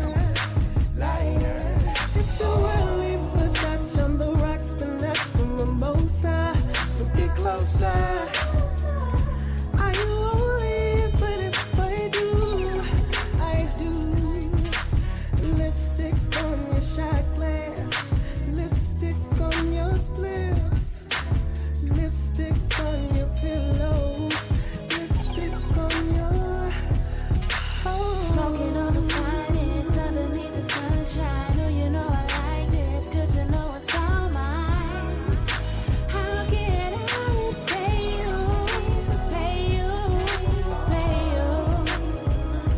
with that lipstick of mine on the sideline of your waistline? Or you can blow out on my baseline. Smoking on the 20 side. Let me take you higher, higher, higher, higher. Smoking on the 20 side. You're so fly, I might just let you steal my lighter. Yo. Still my Listen, your British accent has me smitten. Sassy and saucy, got copious amounts of moxie. Walkie-talkie, I'm kinda bad at reading signals, better at reading palms and telling futures. Are you single? If you aren't, you will be. If you're not, you won't be for long. Let's smokey on a Friday, you can be mighty along. And I'm Debo with the charm, kick your ass and take names, take numbers and get game. Rexdale's up Brick Lane, put my lighter, baby.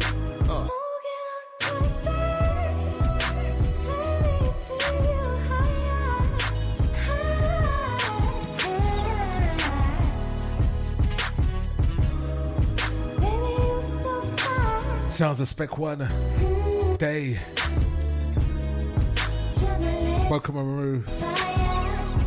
Adria Kane, Alicia, Canadian talent. Throwback track, shouts out to Spec One, that's my guy right there. Look out for new music from him. Talking of new music, August 11th, Omar Lunin, Falling.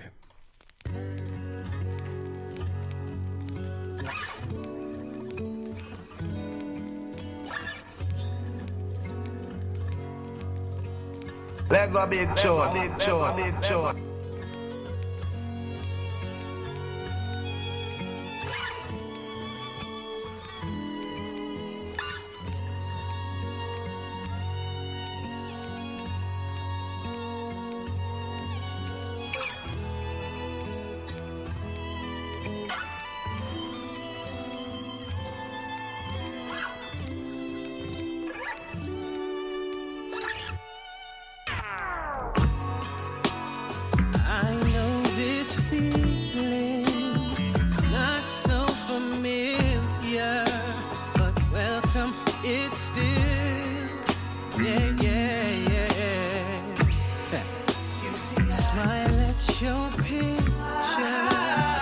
Say good afternoon, good evening to Andy Outcast. Independent Hype, what's going on, fella? Hoping that you call, but tell me, darling, if what I'm feeling is true, and you feel it too, then be prepared to fall.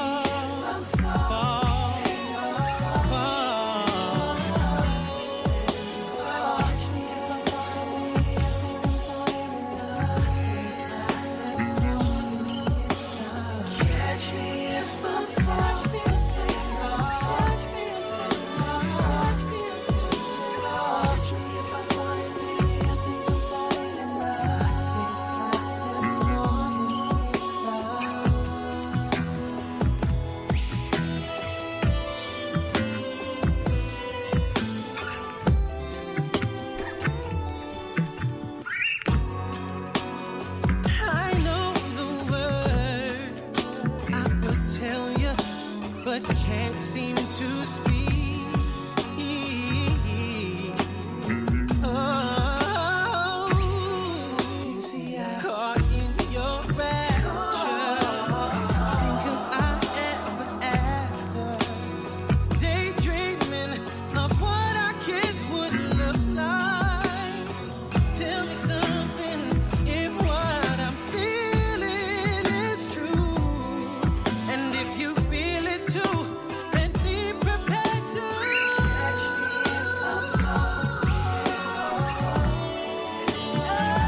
Once again, sounds of Omar Lunin from the Recipe Band.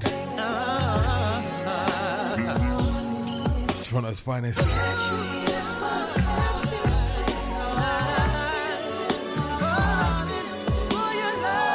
Release date, August the 11th. Produced by the beat child himself, Slacker.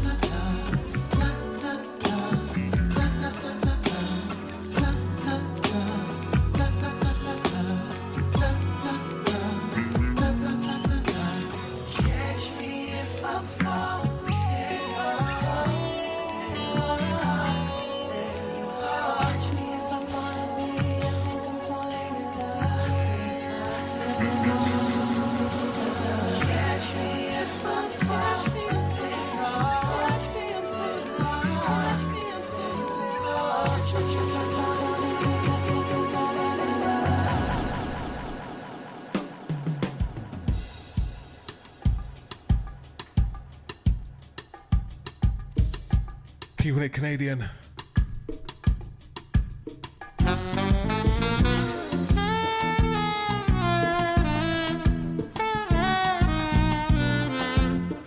Sounds of Fluttering Jelly featuring Saber. Just as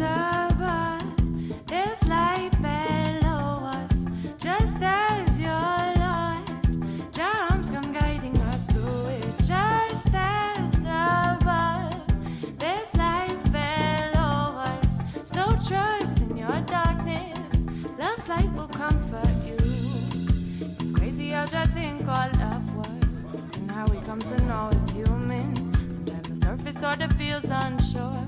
Meanwhile, the heart is always certain, yes. If we could look into each other's minds, the world could never know what lies are. So come the time we realize. Certain people just walk into the studio like it's summer. Embrace your butterflies. Don't know there's a tornado wielding going on. Newness is love with voice. Brings quizziness to bellies. True danger is in hiding. The flowing joys inside you. And happiness you feel when love completes you.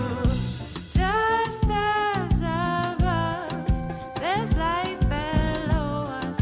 Just as we're lost, shall love come guiding us through. Just as above. Don't forget this Monday, join me for the second edition of The Quiet Storm. Your darkness, love's light will comfort you. The universe, so you'll just work together.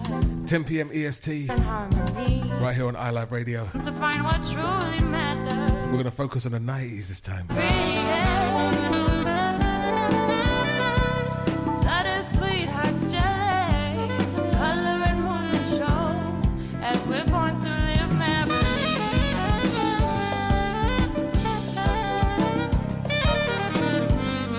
Stop lacking energy. Living blessed and blessings are flowing. Sweetheart's jelly. Go spreading your joys like it's confetti. Rocking hard and keep it steady. Love keeps on bringing back sweet memories. Blessings are flowing, sweetheart's jelly. Spreading your joy like it's confetti. Cruising soft but staying steady. Love keeps on bringing back sweet memories. Blessings are flowing, sweetheart's jelly. Keep spreading your joy like it's confetti. Rocking my baby smooth and gently. Love keeps on bringing back sweet memories.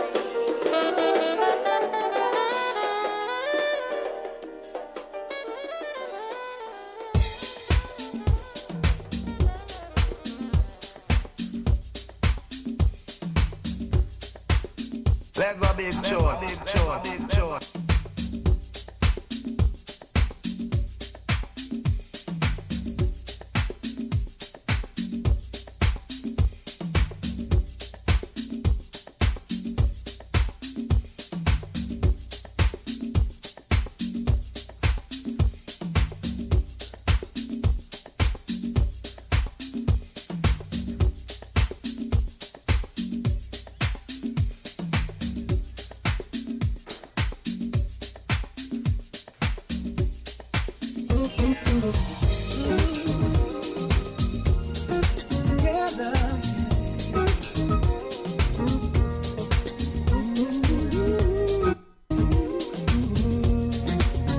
Who's the sounds of Mr. Glenn Jones? And you and me.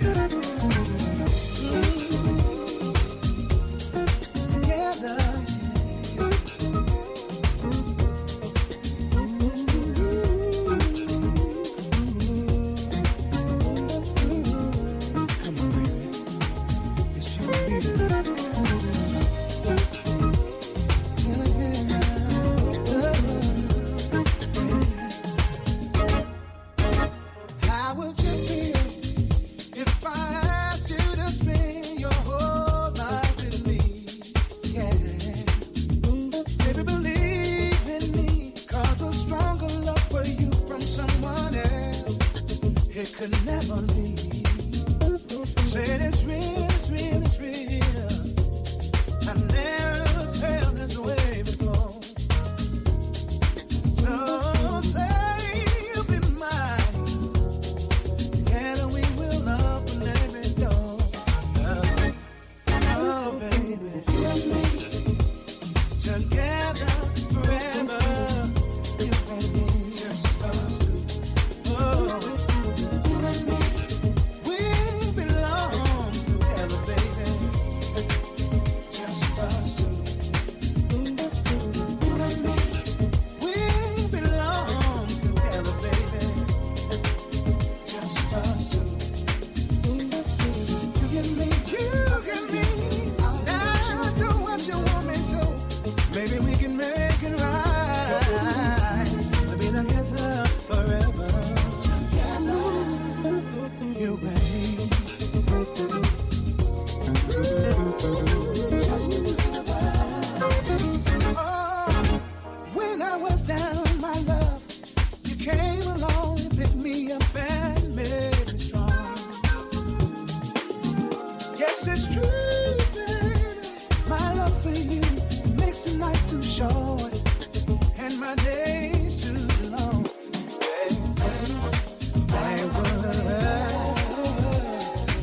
sunshine on a cloudy day. And I thank you for having me to take this lonely dance away. Yeah. Together forever, you and me, just us. Oh, yeah. You and me belong together, sharing everything that we do. Yeah. Ooh. You and me belong together, sharing everything that we do. Yeah. Patrick sneezed, so everyone throw a mask quick. Baby, we can make it right. Quick enough.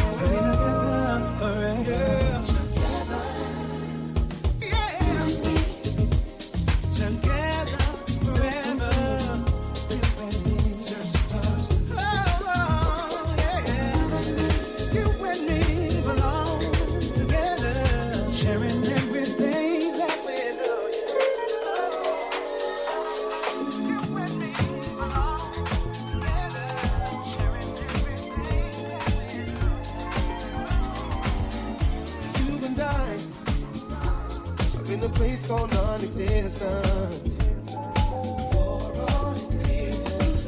And I think it's time that we gave us. Last one from me, don't forget, up next, Lucia D. Oh, what's Drama Girl's show called now? What? What? And nothing's changing. Right after her, 9 p.m. RSF. Isn't that the same thing there? With Drum Machine. And right after him, Benjamin DeGraff. Rounds off our Sunday night. Don't forget to catch me at the same time. Tomorrow night, 10 p.m. for the Quiet Storm. Yeah.